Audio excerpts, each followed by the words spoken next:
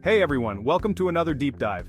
Today, we're diving into the urban jungle to untangle the complex relationship between cities and climate change. That's right. We're talking about those massive concrete giants, our cities, and how they're both contributing to and grappling with the climate crisis. And believe me, we've got some fascinating insights on urban planning and policies to break down today. Oh, it's juicy stuff for sure.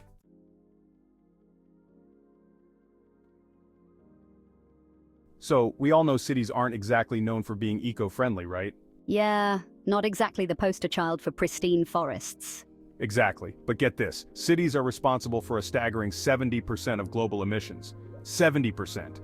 That's a massive chunk of the world's carbon footprint. Mind-boggling, right? But what makes cities such carbon culprits? Is it all the traffic jams or those energy-sucking skyscrapers? Well, it's a bit of both. But a major factor is how we measure a city's carbon footprint.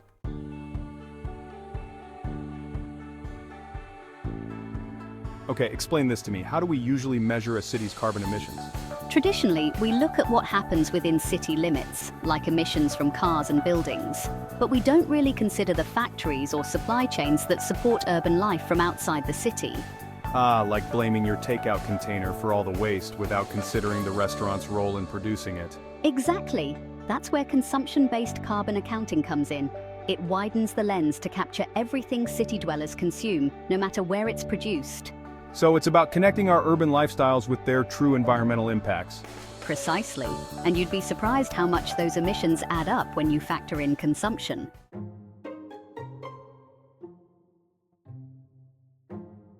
Okay, spill the beans. How much higher are emissions when we consider consumption? Well, according to the C40 network, a group of megacities tackling climate change, emissions jump by 60% when consumption is included. 60%? That's wild. Does this mean we all need to ditch city life and live off the grid? Not quite.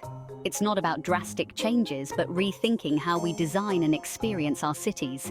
So it's less about deprivation and more about creating cities where sustainable living is easy and enjoyable? Absolutely. Imagine cities that make greener choices the default option without us even realizing it.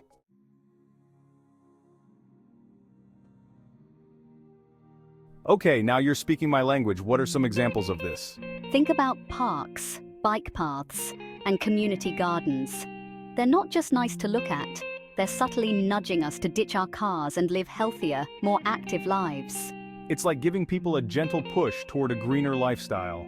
Exactly. But it's not just infrastructure. Even spending time with loved ones or engaging in care work, like helping family or neighbors, is a low-carbon activity. Wow, I hadn't thought of that. Those activities don't need massive amounts of energy or resources. Right. They challenge the idea that more consumption equals more happiness. It's about designing cities that enrich our lives in sustainable ways.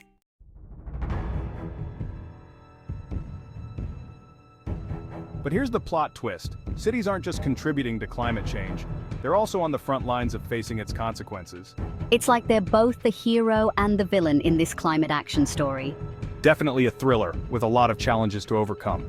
Before we get into the cliffhangers, let's look at how vulnerable cities are to climate change. While they're big contributors, they're also facing the worst effects: flooding, heat waves, water shortages, you name it.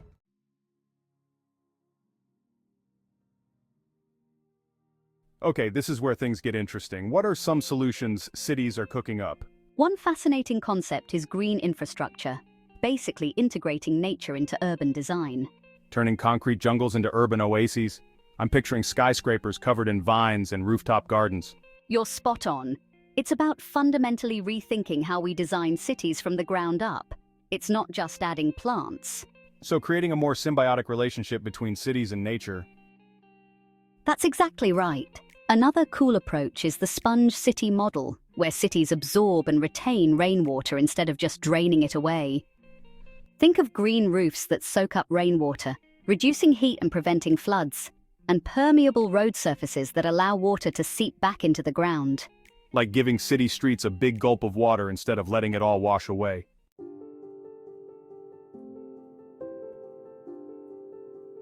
That sounds genius. But even with these innovations, cities face new challenges as they adapt. What's one we might not be thinking about? Rising demand for cooling. As cities get hotter, more people are using air conditioning, which puts a strain on energy grids and increases emissions. It's like trying to cool down while making the planet hotter, a real double-edged sword.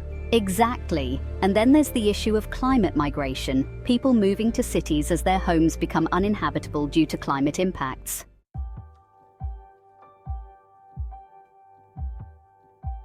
Wow, cities have a lot to tackle. Can you give us some examples of cities taking this on? Sure, let's start with Sao Paulo, Brazil. Back in 2009, they set an ambitious goal: cut emissions by 30% by 2012. But they faced pushback from low-income communities who felt the changes would hurt them. So even good intentions can backfire if they're not inclusive? Exactly. Climate solutions need to consider everyone, especially the most vulnerable. What about New York City after Hurricane Sandy? After Sandy, community groups pushed for more than just rebuilding. They wanted climate resilience combined with social justice, and their advocacy led to big changes in how the city approached climate policy.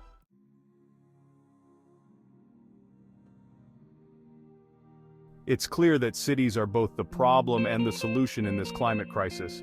The choices we make today will shape the urban future. Exactly. Cities can be hubs of innovation, resilience, and equity, but it requires smart, inclusive policies and designs that benefit everyone. And that's what we're all about, finding ways to make our cities more vibrant, sustainable, and justice-oriented for everyone. So let's keep exploring, keep asking the tough questions, and never stop being curious about how we can create better cities for the future. Thanks for joining us on this journey. Until next time, stay curious, stay informed, and keep pushing for change. See you in the next one.